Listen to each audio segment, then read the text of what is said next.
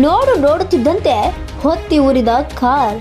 ಇಲ್ಲಿನ ಕಿರಣ್ವಾಡಿಯ ಗಣೇಶ್ ಮಂದಿರದ ಬಳಿ ನೋಡುತ್ತಿದ್ದಂತೆ ಕಾರ್ನಲ್ಲಿ ಬೆಂಕಿ ಹೊತ್ತಿಕೊಂಡು ಉರಿದ ಘಟನೆ ಸೋಮವಾರ ರಾತ್ರಿ ನಡೆದಿದೆ.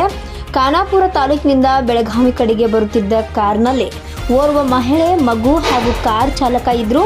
ಕಾರ್ನಲ್ಲಿ ಬೆಂಕಿ ತಗುಲಿದ ಹಿನ್ನೆಲೆಯಲ್ಲಿ ಕಾರ್ನಿಂದ ಕೆಳಗೆ ಇಳಿದಿದ್ದಾರೆ. ಯಾವುದೇ ಪ್ರಾಣಹಾನಿ ಆಗಿಲ್ಲ.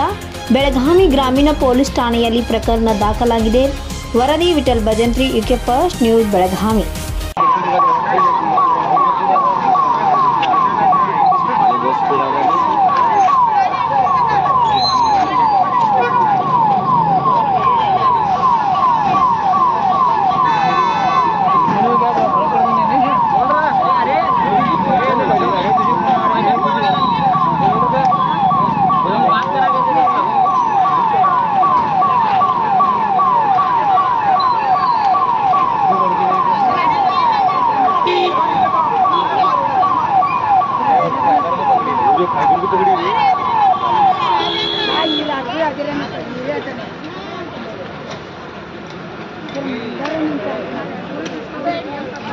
पैसा लगा